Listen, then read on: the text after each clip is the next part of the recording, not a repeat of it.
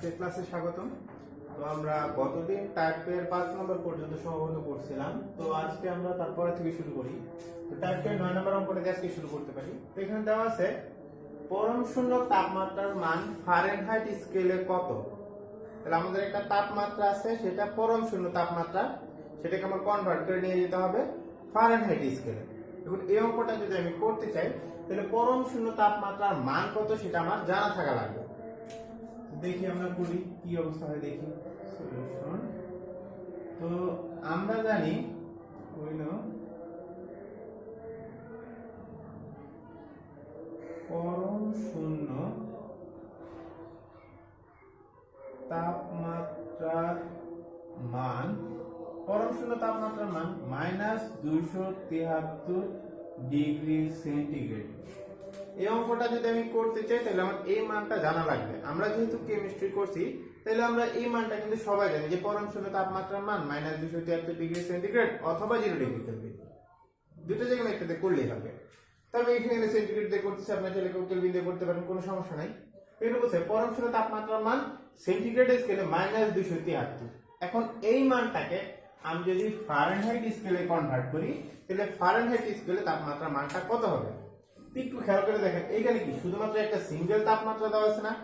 তো একটা সিঙ্গেল তাপমাত্রা যদি দেওয়া থাকে আমি কি কখনো 5 ডিগ্রি সেন্টিগ্রেড সমান 9 ডিগ্রি ফারেনহাইটের ইকুয়েশনটা ব্যবহার করতে পারবো? কখনোই পারবো না। তাহলে এখানে আমাদের হাতে অপশন থাকে কি, ওই যেমন অপশন করছিলাম আম আর জাম। আম তো এখন আর চিনি না, আমের কোনো মানে যেহেতু তাপমাত্রা পার্থক্যের কথা বলে নাই, তার মানে আমের কোনো কাজ নাই। তাহলে এখানে বাকিগুলো যা আছে সবগুলো কি হয়ে যাবে? জাম হয়ে যাবে। মানে কি, যে পার্ট মানে নিম্ন স্থিরাঙ্ক পার্টে চলে যাবে। তাহলে আমরা জানি যে পার্ট মাইনাস নিম্ন স্থিরাঙ্ক ডিভাইডেড বাই ঊর্ধ্ব স্থিরাঙ্ক মাইনাস নিম্ন স্থিরাঙ্ক, এই অনুপাতটা সবার জন্য সমান হবে। সবার জন্য বলতে এখানে কার কার কাজে লাগবে? এই যে সেন্টিগ্রেড থেকে আমি কনভার্ট করে ফারেনহাইটে নিয়ে যাবো, এটা সেন্টিগ্রেডের জন্য একটা অনুপাত লাগবে, সমান সমান এই অনুপাতটা কার সমান হবে? ফারেনহাইটে। তাহলে সেন্টিগ্রেডের জন্য একটা অনুপাত আর ফারেনহাইটের জন্য একটা অনুপাত। তাহলে এখানে আবার সেম জিনিস লিখতে হবে, পার্ট মাইনাস নিম্ন স্থিরাঙ্ক ডিভাইডেড বাই ঊর্ধ্ব স্থিরাঙ্ক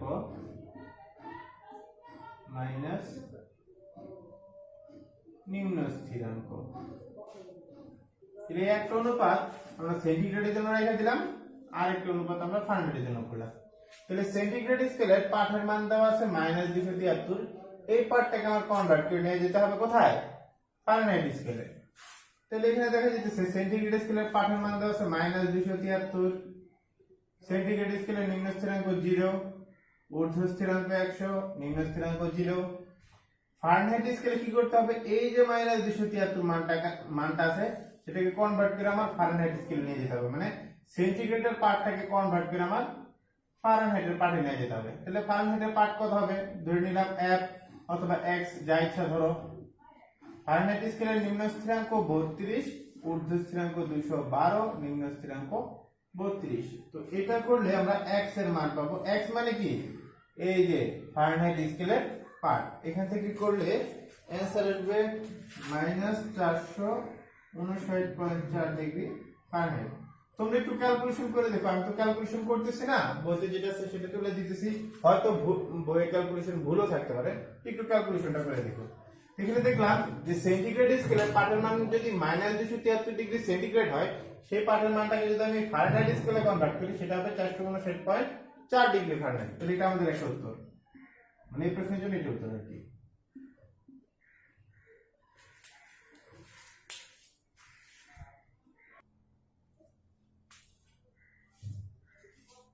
দশ নম্বর অঙ্কে বলা আছে কোন একটি রোজ থার্মোমিটারের রোজ 0 ডিগ্রি সেন্টিগ্রেড তাপমাত্রা এবং 100 ডিগ্রি সেন্টিগ্রেড তাপমাত্রায় যথাক্রমে 8 ওহম ও 20 ওহম। থার্মোমিটারটিকে একটি চুল্লিতে স্থাপন করলে এর রোধ হয় 32 ওহম। চুল্লির তাপমাত্রা কত? এখানে আমরা একটা নতুন থার্মোমিটারের নাম শুনলাম, রোধ থার্মোমিটার। তো আমি ক্লাসে প্রথমেই বলছিলাম যে আমাদের যে থার্মোমিটার আছে এগুলো কিন্তু অসংখ্য রকমের থার্মোমিটার আছে। এর মধ্যে থেকে আমি 4টা মাত্র থার্মোমিটার নিয়ে দেখাইছিলাম আর বলছিলাম বাকি যত থার্মোমিটার আছে সবগুলার প্রসিডিউর এক। ঠিক আছে, তো এখানে দেখি কোনো সমস্যা নেই, কিভাবে কি করা যায়। সেটা বলছে আমাদের একটা থার্মোমিটার আছে, তো থার্মোমিটার আমরা যেরকম ভাবে চিনি ওই রকম ভাবে আঁকতেছি। এই আমাদের একটা থার্মোমিটার আছে, এই থার্মোমিটারটার নাম তারা দিছে রোজ থার্মোমিটার। বলছে এই রোজ থার্মোমিটারের রোধ 0 ডিগ্রি সেন্টিগ্রেড তাপমাত্রায় 8 ওহম, 100 ডিগ্রি তাপমাত্রায় 20 ওহম। তাহলে যেহেতু এটা একটা থার্মোমিটার, এর একটা নিম্ন স্থিরাঙ্ক থাকবে, একটা ঊর্ধ্ব স্থিরাঙ্ক থাকবে। তো এই থার্মোমিটারটার আমি যদি নিম্ন স্থিরাঙ্ক বের করতে চাই, আমার কি করতে হবে? এই থার্মোমিটারটাকে নিয়ে 0 ডিগ্রি তাপমাত্রা বরফে অথবা 0 ডিগ্রি তাপমাত্রা পানির মধ্যে এটাকে ডুবায় রাখতে হবে। তো প্রশ্নে বলছে তুমি যদি রোদ থার্মোমিটারটাকে নিয়ে 0 ডিগ্রি তাপমাত্রায় ডুবায় রাখো, তাহলে তুমি মান পাবা কত? 8 ওহম। তাহলে 0 ডিগ্রি তাপমাত্রায় আমি যে মানটা পাই সেটা কার মান? এই যে নিম্ন স্থিরাঙ্কের মান। এখানে নিম্ন স্থিরাঙ্কের মান দেওয়া আছে 8 ওহম। এখন এই থার্মোমিটারটার আমি যদি ঊর্ধ্ব স্থিরাঙ্ক পাইতে চাই, তাহলে কি করতে হবে? এই থার্মোমিটারটাকে নিয়ে 100 ডিগ্রি তাপমাত্রার বাষ্পে রাখতে হবে। তো প্রশ্ন বলছে তুমি যদি 100 ডিগ্রি তাপমাত্রার বাষ্প অথবা 100 ডিগ্রি তাপমাত্রা পানিতে রাখো, তাহলে তুমি এটার মান পাবা 20 ওহম। তার মানে এই থার্মোমিটারটার ঊর্ধ্ব স্থিরাঙ্ক দেওয়া আছে 20 ওহম। এখন বলছে কি তুমি এই থার্মোমিটারটাকে একটা চুলা জ্বালাইছো, তুমি চুলার মধ্যে নিয়ে ফালাই দিছো। ঠিক আছে, চুলার মধ্যে ফালাই দেওয়ার পর এর মানটা দেখাইছে কত? 32 ওহম।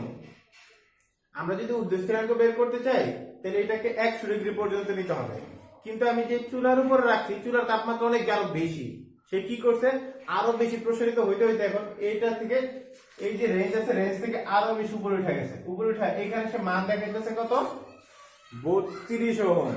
32 ওহম যেহেতু সে মান বেশি দেখাচ্ছে, তার মানে অবশ্যই তাপমাত্রা বেশি। দেখো 0 ডিগ্রি তাপমাত্রা সে মান দেখাচ্ছে 8, 100 ডিগ্রি তাপমাত্রায় 20, তার মানে 32 যখন দেখাচ্ছে, তার মানে অবশ্যই এটা বোঝা যাইতেছে কি এটা 100 থেকে অনেক বেশি। সে বেশি তাপমাত্রাটা কত সেটা আমাদের বের করতে হবে। আমরা যদি বের করতে চাই, যেহেতু আমাদের এম কি দেওয়া আছে, রোধ দেওয়া আছে কত? পাঠের মান 32 ওহম। যদি একটু এরকম আঁকি, এটা আমাদের 20 ওহম, মানে ওকে এখন এরকম একটা পজিশনে দিছে, সে ঊর্ধ্ব স্থিরাঙ্ক পার করে আরো বেশি করে চলে গেছে, কারণ চুলার মধ্যে দিয়ে দিচ্ছে, চুলার মধ্যে আগুন জ্বলতেছে। তো যতটুকু বাড়ার কথা তার থেকে সে আরো বেশি পরিমাণ বেড়ে গেছে, কারণ তাপমাত্রা আশেপাশে এত পরিমাণ বেশি। তো সেখানে সে মান দেখাচ্ছে কত? 32 ওহম। তাহলে আমার রোদ থার্মোমিটারের পাঠের মান দেওয়া আছে 32 ওহম। বলছে কত তাপমাত্রায় তার রোদ হয়েছে 32 ওহম, সেটা তুমি বের করো। যেহেতু একটা সিঙ্গেল মান দেওয়া আছে, তাহলে সিঙ্গেল মান দেওয়া থাকলে এখানে তো আমি 5 ডিগ্রি সেন্টিগ্রেড সমান 9 ডিগ্রি ফারেনহাইট ইউজ করতে পারবো না। তাহলে আমার কি করতে হবে? ওই যে আমাদের সেই অনুপাতে ফিরে যেতে হবে। অনুপাতটা আমরা জানি পাঠ মাইনাস নিম্ন স্থিরাঙ্ক ডিভাইডেড বাই ঊর্ধ্ব স্থিরাঙ্ক মাইনাস নিম্ন স্থিরাঙ্ক। এই অনুপাতটা প্রত্যেকটা স্কেলের জন্য সমান হবে। তাহলে এখানে সেম পাঠ মাইনাস নিম্ন স্থিরাঙ্ক ডিভাইডেড বাই ঊর্ধ্ব স্থিরাঙ্ক মাইনাস নিম্ন স্থিরাঙ্ক। এখন কথা হলো আমাদের দুইটা স্কেল তো লাগবে, তাই না? প্রশ্নে বলছে একটা তোমার হবে রোদ থার্মোমিটার, তাহলে এটা বললাম রোদ থার্মোমিটারের জন্য। এই পাশে তুমি কাকে দিলা? বলছে তুমি যে 32 ওহম পার্টটা তুমি পাইছো, যখন তুমি 32 ওহম পার্ট পাইছো তখন তাপমাত্রাটা কত? তাহলে এখানে আমার একটা স্কেল লাগবে, যে স্কেলে আমি তাপমাত্রাটাকে কনভার্ট করবো, মানে 32 ওহম তাপমাত্রা, 32 ওহম রোদ কত তাপমাত্রায় দেখাইছে।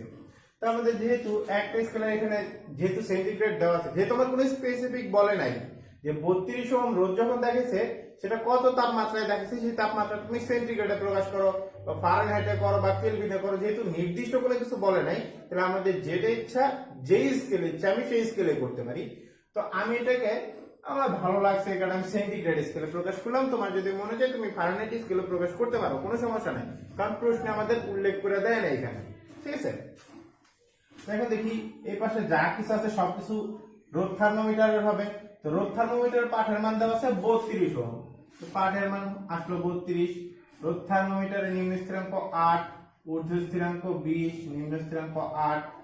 আর সেন্টিগ্রেড স্কেলের পাঠের মানটা আমরা কনভার্ট করব, এই রোদের মানটা সেন্টিগ্রেড স্কেলে আমি কনভার্ট করব। তো পাঠের মান ধরে নিলাম x, সেন্টিগ্রেড স্কেলের নিম্ন স্থিরাঙ্ক 0, ঊর্ধ্ব স্থিরাঙ্ক 100, নিম্ন স্থিরাঙ্ক 0। এখান থেকে করলে আমরা x এর মানটা পাবো 200 ডিগ্রি সেন্টিগ্রেড। এটাই আমাদের উত্তর। আমরা ঊর্ধ্ব স্থিরাঙ্ক পাবো 100 ডিগ্রিতে, কিন্তু তুমি কি করছে, থার্মোমিটারটাকে চুলার মধ্যে ফেলা দিয়েছে যেখানে তার তাপমাত্রা ছিল 200 ডিগ্রি। এই কারণে কি করছে, ঊর্ধ্ব স্থিরাঙ্ককে পার করে তার মানটা আরো সে বেশি দেখাচ্ছে 32 ওহম। ঠিক আছে।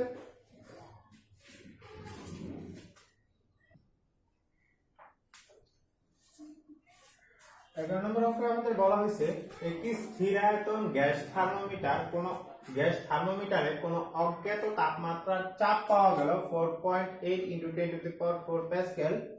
যদি পানির ত্রৈধ বিন্দুর চাপ পাওয়া যায় 4.2 × 10⁴ প্যাসকেল, তবে অজ্ঞাত তাপমাত্রা নির্ণয় করো।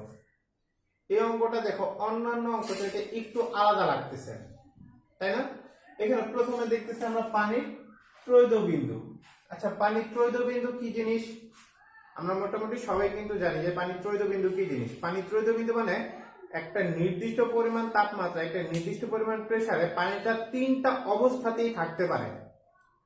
তিনটা অবস্থা বলতে কি, যে পানিটা যদি চায় সে তরল অবস্থাতে থাকতে পারবে, পানি যদি চায় সে কি করতে পারবে, বরফ মানে কঠিন অবস্থায় থাকতে পারবে, পানি যদি চায় সে কি করতে পারবে, বাষ্পের অবস্থা ধারণ করতে পারবে। মানে ওই পয়েন্টে সে তিনটা অবস্থাতেই চাইলে থাকতে পারবে। ঠিক আছে। তো যেই পয়েন্টে সে পানি কি করতে পারে, তিনটা অবস্থাতেই থাকতে পারে। সে কঠিন অবস্থায় থাকতে পারে, তরল অবস্থায় থাকতে পারে, বায়বীয় অবস্থায় থাকতে পারে। যে পয়েন্টে সে তিনটা অবস্থায় থাকতে পারে সেই পয়েন্টটাকে বলা হয় ত্রৈধ বিন্দু, মানে তিনটা পয়েন্ট। ঠিক আছে। ইংলিশে বলা হয় ট্রিপল পয়েন্ট। ঠিক আছে, কোনো সমস্যা নেই, ট্রিপল পয়েন্ট আমরা বের করবো। কিন্তু বলছে একটি স্থির আয়তন গ্যাস থার্মোমিটার। যেহেতু থার্মোমিটার বলছে তার মানে কি আমাদের কোনো সমস্যা নাই, আমাদের এই অধ্যায়ের অঙ্ক।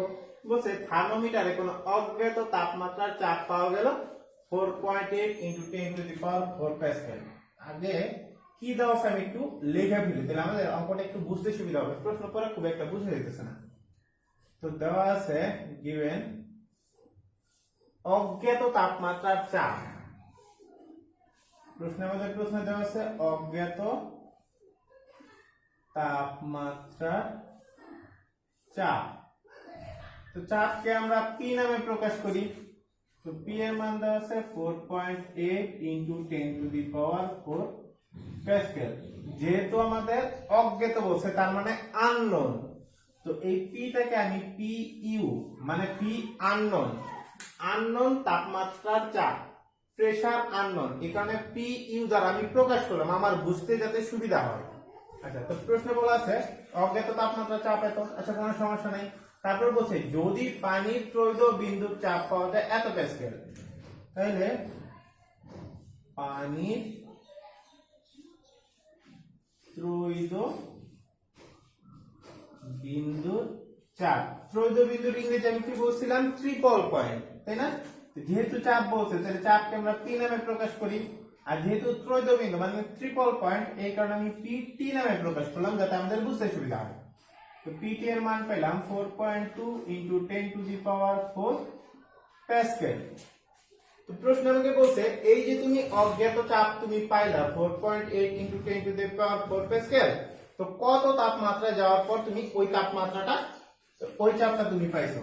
তো প্রশ্নে আমাদের বের করতে বলছে অজ্ঞাত তাপমাত্রা। অজ্ঞাত তাপমাত্রা, তো তাপমাত্রাকে আমরা টি নামে প্রকাশ করি। তাহলে এই টিটাকে আমাদের আননোন না, অজ্ঞাত যেহেতু বলছে তাহলে অজ্ঞাত মানে আননোন, তাহলে টি ইউ, এই টি ইউ এর মানটা আমাদের বের করতে হবে। আচ্ছা, তাহলে দেখো তোমাদের প্রথমে আমি বলছিলাম এই যে পানির ত্রৈধ বিন্দু নিয়ে যখন কথা বলছি তখন বলছিলাম একটা নির্দিষ্ট চাপে একটা নির্দিষ্ট তাপমাত্রায় কিন্তু পানি তিনটা অবস্থাতে থাকতে পারে। সেই যে তাপমাত্রাটা সেটা কিন্তু একটা ফিক্সড একটা তাপমাত্রা। সেই তাপমাত্রার মান কত, 273.16 ডিগ্রি কেলভিন অথবা 0.16 মানে 0.16 ডিগ্রি সেন্টিগ্রেড। এই তাপমাত্রা আমাদের ফিক্সড একটা তাপমাত্রা। তো আমরা যদি এই অঙ্কটা করতে চাই তাহলে পানির ত্রৈধ বিন্দুর তাপমাত্রার মানটা আমাদের মুখস্থ থাকা লাগবে। এখন এটা যে কোনো এককে হইতে পারে, তুমি এটা চাইলে কেলভিন এককে নিতে পারো, তুমি চাইলে এটা সেন্টিগ্রেড এককে নিতে পারো। তাহলে পানির ত্রৈধ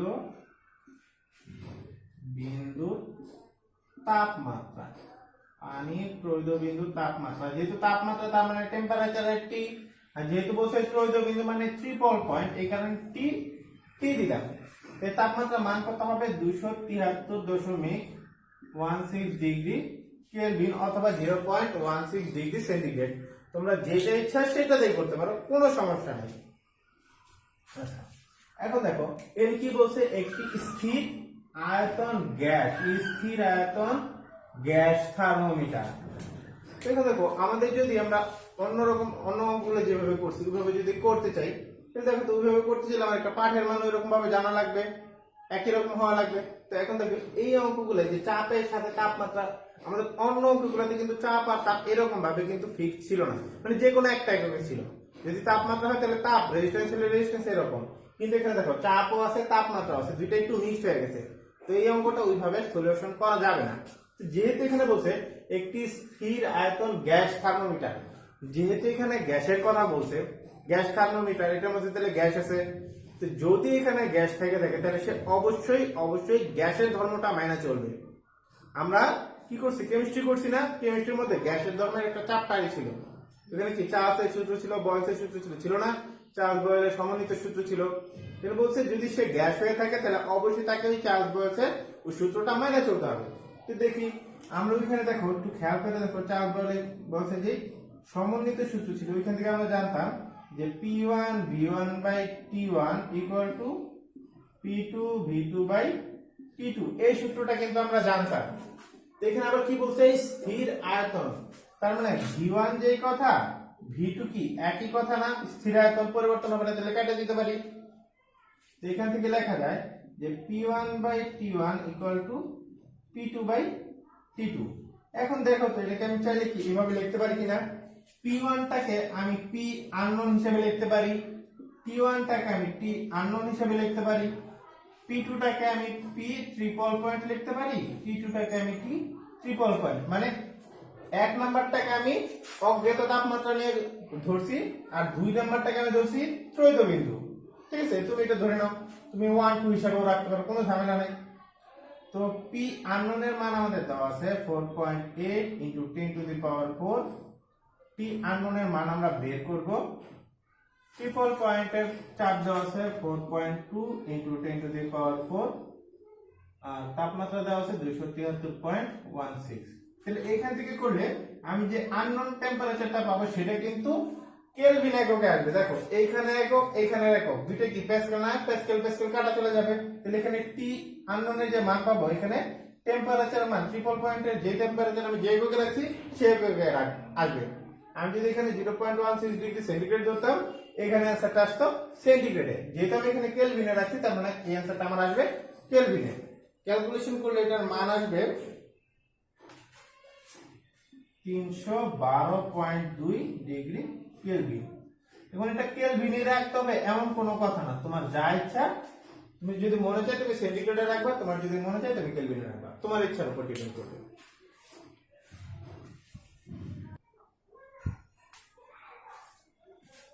আমরা প্রথম অধ্যায়টা মোটামুটি এখন শেষ করলাম, তো এখন আমরা দ্বিতীয় অধ্যায়ে চলে যাই। দ্বিতীয় অধ্যায়ের নাম হতেছে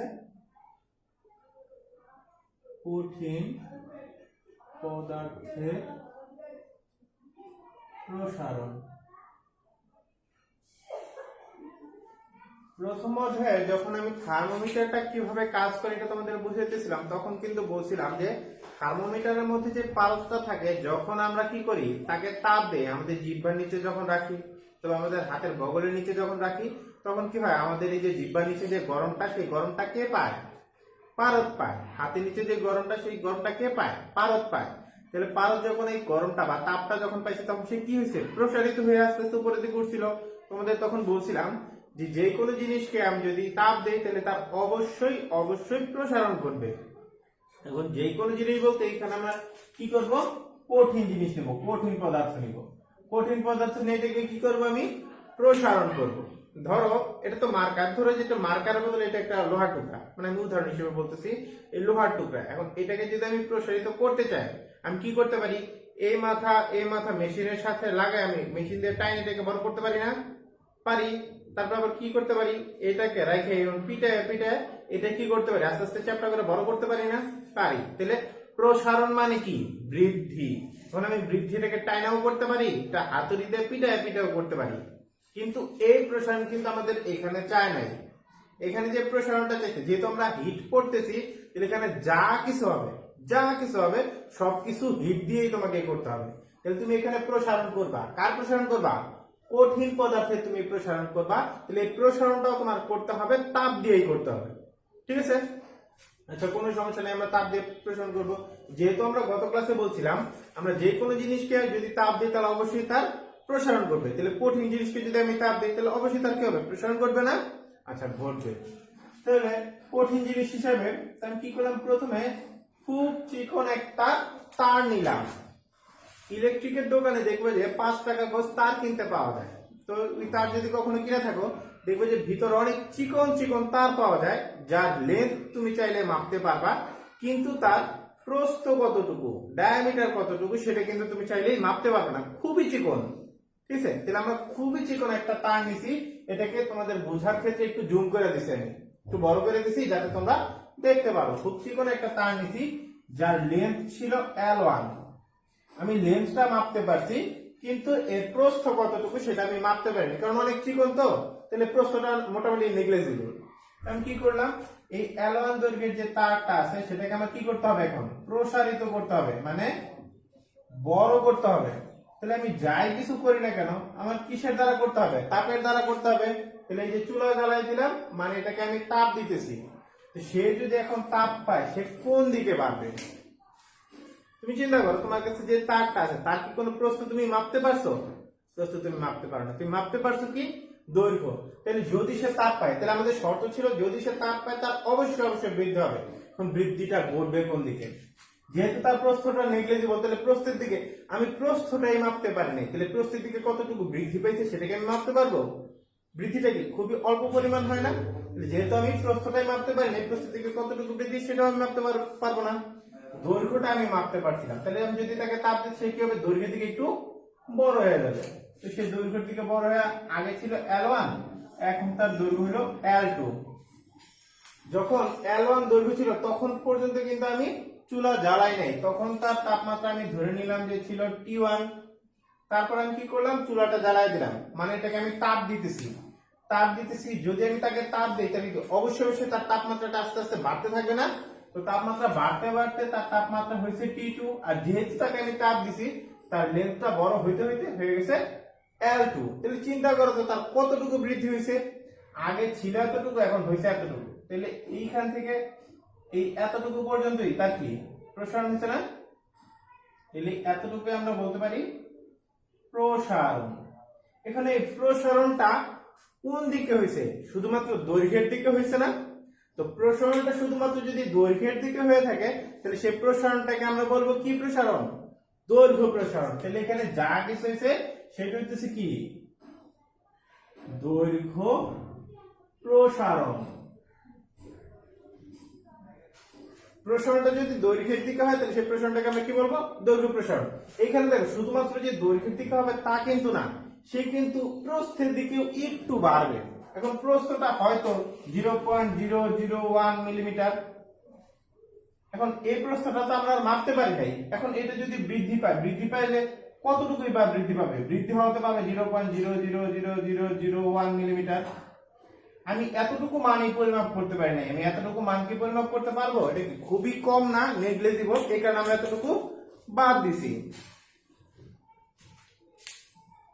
আচ্ছা, তাহলে আমরা দৈর্ঘ্য প্রসারণ কি জিনিস বুঝতে পারলাম। যদি প্রসারণটা শুধুমাত্র দৈর্ঘ্যের দিকে হয় তাহলে সেটাকে আমরা বলছি দৈর্ঘ্য প্রসারণ। এখন দেখি আর কোন দিকে প্রসারণ করা সম্ভব কিনা। এখন আমি কি করব, একটা পাত নিব, একটা পাতলা পাত নিব। যেমন ধরো যে তোমার আলমারি বানায় যে এখানে, ওইখানে দেখবে যে পাতলা শীট পাওয়া যায়, এরকম খুবই পাতলা, ধরো যে কাগজের মতন পাতলা। আমাদের যে হোয়াইট প্রিন্ট পেজ আছে অথবা নিউজ প্রিন্ট যে পেজ আছে, এরকম মনে করি যে খুবই পাতলা, এরকম পাতলা একটা পেজ আমি নিব, যার আমি দৈর্ঘ্য পরিমাপ করতে পারবো, প্রস্থ পরিমাপ করতে পারবো, কিন্তু সে কতটুকু মোটা সেটা আমি পরিমাপ করতে পারবো না, খুবই অল্প। তাহলে তার দৈর্ঘ্য ধরলাম যে A1 ছিল, হ্যাঁ ধরো যে A1 ছিল দৈর্ঘ্য, প্রস্থ ছিল B1, তখন তার তাপমাত্রা ছিল T1 তাপমাত্রা। এখন আমরা এটাকে কি করতে হবে, পাতটাকে প্রসারিত করতে হবে, মানে বড় করতে হবে। বড় করতে হলে আমাকে তাপ দিতে হবে। আমি কি করলাম, এই যে চুলা জ্বালায় দিলাম, চুলা জ্বালায় দিলাম মানে তাপ দিতেছি। তাপ দিলে কি হবে, আস্তে আস্তে এটা গরম হবে। আর যেহেতু আমি তাকে তাপ দিতেছি, তাহলে সে কি করবে, আস্তে আস্তে প্রসারিত হবে। এবং কথা হলো সে কোন কোন দিকে প্রসারিত হবে, তার যে কয়টা দিকে প্রসারিত হওয়া সম্ভব সে সেই কয়টা দিকে প্রসারিত হবে। দেখো এখানে তার দৈর্ঘ্য আছে, সে চাইলে দৈর্ঘ্যের দিকে প্রসারিত হইতে পারবে, তার প্রস্থ আছে, সে চাইলে প্রস্থের দিকেও প্রসারিত হবে। কিন্তু তার উচ্চতা, মানে যতটুকু কাগজের পুরুত্ব ছিল, পাতের যতটুকু পুরুত্ব ছিল, এটা কি খুবই অল্প। আমি পাতের পুরুত্বটা মাপতে পারি নাই, এটা নেগলিজিবল, আমরা এটাকে বাদ দিছি। তাহলে এখানে প্রস্থের দিকে কতটুকু প্রসারিত হবে সেটা আমরা মাপতে পারবো, দৈর্ঘ্যের দিকে কতটুকু প্রসারিত হবে সেটা আমরা মাপতে পারবো, কিন্তু তার পুরুত্ব কতটুকু প্রসারিত হবে সেটা আমরা মাপতে পারবো না, কারণ পুরুত্বটাকে আমরা ধরতে পারি নাই, খুবই অল্প ছিল। যেটা প্রসারিত যতটুকু হবে এটা নেগলিজিবল, আমরা চাইলে বাদ দিতে পারি। তাহলে এটাকে যদি আমি তাপ দিতে থাকি, তাহলে আস্তে আস্তে সে কি এরকম বড় হয়ে যাবে না? তাহলে তার এখন দৈর্ঘ্যের দিকে হয়ে গেছে A2, প্রস্থের দিকে হয়ে গেছে B2, তার তাপমাত্রা হয়ে গেছে এখন T2। এখন দেখো তার প্রসারণটা তাহলে কতটুকু হয়েছে, প্রসারণটা দেখো আগে ছিল দৈর্ঘ্যের দিকে, আগে ছিল A1, এখন হয়েছে A2, তার মানে দৈর্ঘ্যের দিকে প্রসারণ হয়েছে কতটুকু, A2 A1। প্রস্থ ছিল B1, প্রস্থ এখন হয়েছে B2, তাহলে প্রস্থের দিকে প্রসারিত হয়েছে কতটুকু, B2 B1। তাহলে দৈর্ঘ্যের দিকে প্রসারণ হয়েছে A2 A1, প্রস্থের দিকে প্রসারিত হয়েছে B2 B1। তাহলে আমরা যদি একত্রে চিন্তা করি যে আমরা দৈর্ঘ্য প্রস্থ এখন আর আলাদা আলাদা রাখবো না, আমরা একত্রে এটাকে চিন্তা করবো। যদি আমরা একত্রে চিন্তা করতে চাই, তাহলে আমরা কি করতে পারি, দেখো তো দৈর্ঘ্য আর প্রস্থ যদি আমরা একত্র করি, দৈর্ঘ্য প্রস্থ মিলে কি হয়, ক্ষেত্রফল হয়। তাহলে আমরা বলতে পারি যে আগে ক্ষেত্রফল ছিল A1, তাপমাত্রা দেওয়ার পর তার ক্ষেত্রফল হয়েছে A2, তাহলে তার প্রসারণ হয়েছে কতটুকু, A2 A1। তাহলে প্রসারণ হয়েছে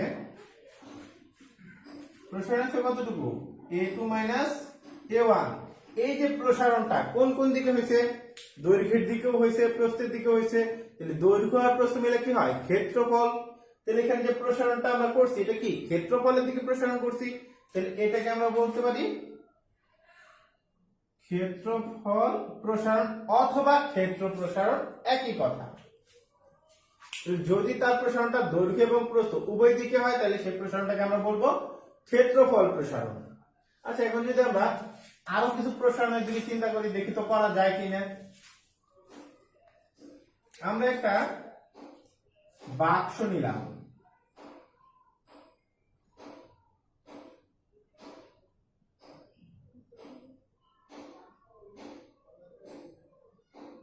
আমরা আয়তাকার একটা বস্তু নিলাম, যার আমি দৈর্ঘ্য পরিমাপ করতে পারবো, প্রস্থ পরিমাপ করতে পারবো, উচ্চতা পরিমাপ করতে পারবো। এটার তিনটা রাশি আমি পরিমাপ করতে পারছি। প্রথমে আমি চিকন একটা তার নিয়েছিলাম, যা শুধুমাত্র আমি দৈর্ঘ্য পরিমাপ করতে পারছি, প্রস্থটা পরিমাপ করতে পারি নাই। দ্বিতীয়বার আমি একটা পাতলা শীট নিয়েছি, যার দৈর্ঘ্য পরিমাপ করতে পারছি, প্রস্থ পরিমাপ করতে পারছি, কিন্তু উচ্চতা পরিমাপ করতে পারিনি। এখন আমরা একটা আয়তাকার বস্তু নিয়েছি, যার আমি দৈর্ঘ্য পরিমাপ করতে পারবো, প্রস্থ পরিমাপ করতে পারবো, উচ্চতাও পরিমাপ করতে পারবো, তাই না? এখন আমি কি করব, এটাকে আস্তে আস্তে আমি প্রসারিত করবো। তাহলে প্রসারিত করতে হলে তাপ দিতে হবে। আচ্ছা, তাপ দেওয়ার আগে তাপমাত্রাটা আমি মাপা নিয়েছি, তাপমাত্রা ছিল T1। এখন আমি কি করবো, এটাকে তাপ দিতে থাকবো। তাহলে তাপ দিলে কি হবে, তার প্রসারণ ঘটবে। কোন কোন দিকে প্রসারণ ঘটবে, তার যে কয়টা পসিবল দিক আছে সেই কয়টা দিকে প্রসারিত হবে। এখানে তার দৈর্ঘ্য আছে, সেই দৈর্ঘ্যের দিকে বাড়বে, তার প্রস্থ আছে, সে প্রস্থের দিকে বাড়বে, তার উচ্চতা আছে, সে উচ্চতার দিকেও বাড়বে। তাহলে দৈর্ঘ্য, প্রস্থ, উচ্চতা তিনটা মিলে কি হয়, আয়তন হয় না? তাহলে তার প্রসারণটা হবে কোন দিকে, আয়তনের দিকে। প্রথমে তার দৈর্ঘ্য ছিল A1, প্রস্থ ছিল B1, উচ্চতা ছিল C1। তাহলে তিনটা মিলে তার আয়তন হচ্ছে কি V1 আয়তন। এখন আমি কি করব, তাকে তাপ দিয়ে আস্তে আস্তে বড় করবো। তাহলে ধরো যে তার দৈর্ঘ্য প্রস্থ 3 দিকে বাড়ার পর তার শেপটা মোটামুটি এরকম হয়েছে, আমি একটু শর্টকাট এঁকে দিলাম। তাহলে এখানে তার বৃদ্ধি পাওয়ার পর তার দৈর্ঘ্য কতটুকু হবে A2, প্রস্থ হবে B2, উচ্চতা হবে C2। সবকিছু মিলে আমি যদি দৈর্ঘ্য প্রস্থ উচ্চতা যদি মিলে তাহলে আমি কি পাবো, আয়তন পাবো। তাহলে আয়তনটা হবে কত, আয়তন হবে V2 আর তার তাপমাত্রা T2। তাহলে তার প্রসারণটা দেখো তো কতটুকু হয়েছে, প্রসারণ হবে V2 V1। এই যে V2 V1 এই যে প্রসারণটা করছি আমি কোন দিকে করছি, শুধু দৈর্ঘ্যের দিকে করছি নাকি শুধু প্রস্থের দিকে করছি না শুধু উচ্চতার দিকে করছি? আমি কিন্তু কোনোটাই করি নাই, আমি দৈর্ঘ্য প্রস্থ উচ্চতা আলাদা আলাদা করি না, আমি সবগুলা মিলাই করছি। দৈর্ঘ্যের দিকেও করছি, প্রস্থের দিকেও করছি, উচ্চতার দিকেও করছি। সবকিছু মিলানোর পর আমি পেয়েছি আয়তন। তাহলে এই যে প্রসারণটা হবে সেটা কি আয়তনের দিকে প্রসারণ হবে, এই কারণে এটার নাম আয়তন প্রসারণ। তাহলে প্রসারণ যদি দৈর্ঘ্য প্রস্থ উচ্চতার 3 দিকে হয় তাহলে সে প্রসারণের নাম আয়তন প্রসারণ।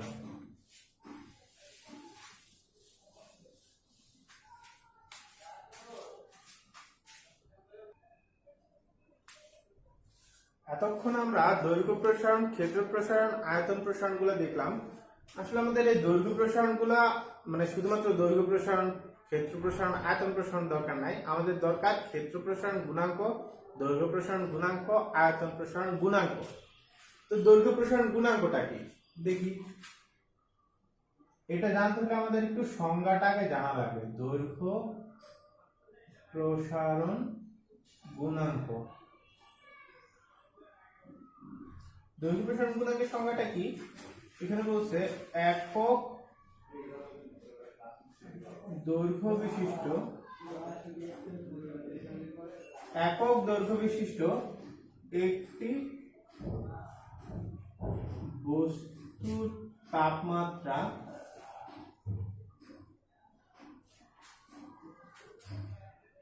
এক ডিগ্রি বৃদ্ধিতে এর দৈর্ঘ্য যতটুকু বৃদ্ধি পায় তাকে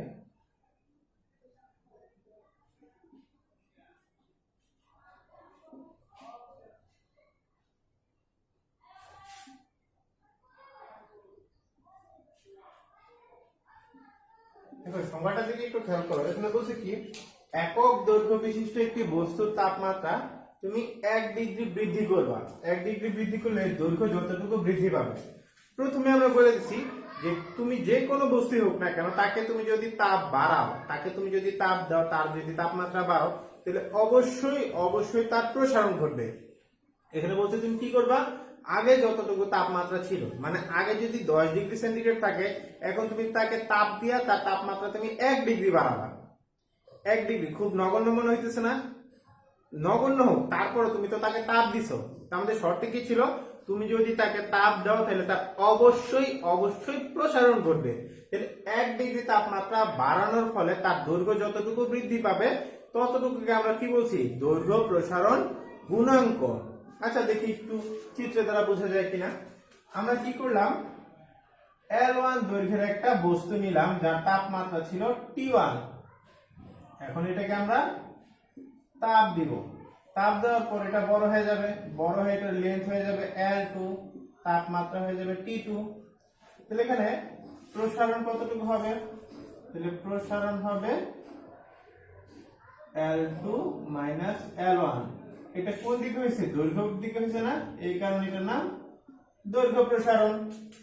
তাহলে দেখো এইখানে যা কিছু হয়েছে কি হয়েছে, L2 L1 পরিমাণ প্রসারণ হয়েছে। কার কারণে হয়েছে, তুমি তাকে তাপ দিছো, কতটুকু তাপমাত্রা বাড়াইছে দেখো তো। তার তাপমাত্রা ছিল T1, তুমি তাপমাত্রা T1 থেকে যখন তাপ দিতে দিতে তার তাপমাত্রা তুমি যখন T2 করছো তখন L1 দৈর্ঘ্যটা কি হয়েছে, বড় হইতে হইতে L2 হয়েছে। তাহলে যতটুকু প্রসারণ হয়েছে, যতটুকু প্রসারণ মানে কি, L2 L1 পরিমাণ প্রসারণ হয়েছে। কার কারণে হয়েছে, এই যে তুমি T1 থেকে তাপমাত্রা T2 পর্যন্ত নিছো, তার মানে এখানে যতটুকু তুমি তাকে তাপ দিছো সেই তাপের কারণে L2 L1 পরিমাণ বৃদ্ধি পাইছে। এই জিনিসটাকে দেখো তো এভাবে লেখা যায় কিনা, যে T2 T1 তাপমাত্রা এত ডিগ্রি সেন্টিগ্রেড, মনে করলাম আমরা সেন্টিগ্রেডে বাড়াইতেছি আর কি, এত ডিগ্রি সেন্টিগ্রেড তাপমাত্রা বৃদ্ধিতে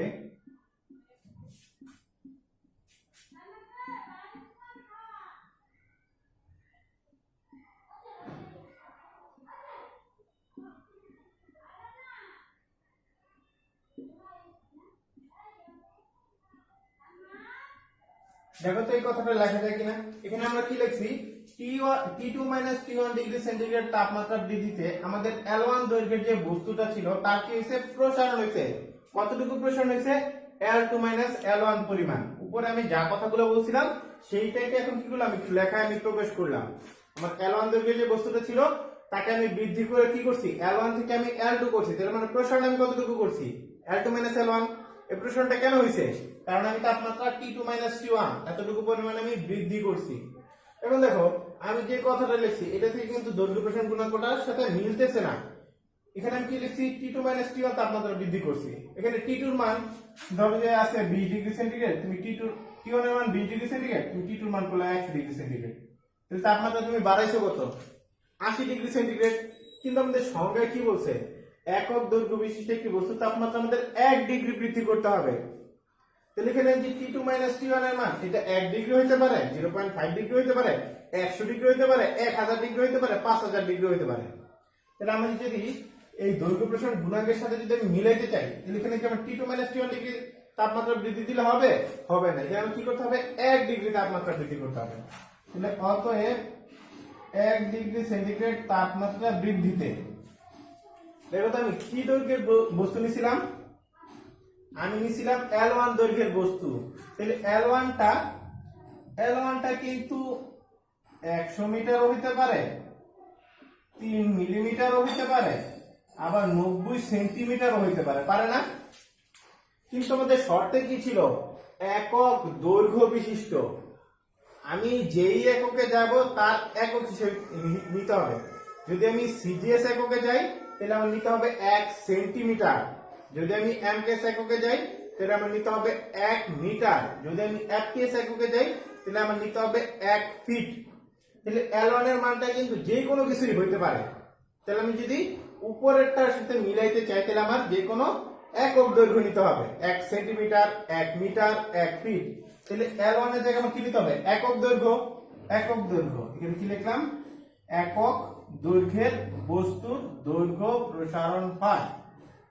তাহলে দেখো এটা আমার কি হয়েছে, ঐকিক নিয়ম না, তাহলে এইখানে 1 এইখানে 1, এই L2 L1 এর সাথে গুণ হয়ে যাবে। তাহলে L2 L1 এর সাথে এই 1 গেল, আবার এই একটাও ওইখানে চলে যাবে, চলে গেল। আর কি হয়ে যাবে, এইখানে যে মানটা সেটা নিচে চলে আসবে, এইখানে যে মানটা সেটা নিচে চলে আসবে। তাহলে L1 ইনটু T2 T1, এই যে জিনিসটা পাইলাম সেটি আমাদের দৈর্ঘ্য প্রসারণ গুণাঙ্ক। কারণ কি, এই যে দেখো এইখানে এই লাইনটা থেকে আমরা দৈর্ঘ্য প্রসারণ গুণাঙ্ক পাইছি। 1 ডিগ্রি সেন্টিগ্রেড তাপমাত্রা বৃদ্ধিতে একক দৈর্ঘ্যের যে দৈর্ঘ্য প্রসারণ হয় তাকেই আমরা কি বলছি, দৈর্ঘ্য প্রসারণ গুণাঙ্ক। ঠিক আছে, তাহলে দৈর্ঘ্য প্রসারণ গুণাঙ্ককে আমরা আলফা দ্বারা প্রকাশ করি। তাহলে আলফা ইকুয়াল টু কি লেখা যায়, L2 L1। এখন তো আর 1 টা লেখার দরকার নাই, 1 into 1 এর লেখা দরকার নেই। তাহলে L2 L1 divided by L1 into T2 T1। L2 মানে ওই যে তুমি তাকে তাপ দিছো, তাপ দিতে দিতে তার দৈর্ঘ্যটা বড় করছো, বড় হওয়ার পর তার দৈর্ঘ্য যেটা সেটা হলো L2। আর L1 মানে তাপ দেওয়ার আগে যা তার দৈর্ঘ্য। আর T1 মানে তাপ দেওয়ার আগে যা তাপমাত্রা, আর T2 মানে তাপ দেওয়ার পর তার তাপমাত্রা যত হয়েছে। তাহলে এই যে আলফাটা পাইলাম, আলফা মানে কি, দৈর্ঘ্য প্রসারণ গুণাঙ্ক। আমাদের এটা লাগবে, এটা একটু নোট করে রাখো। তো আজকের জন্য এতটুকুই থাক।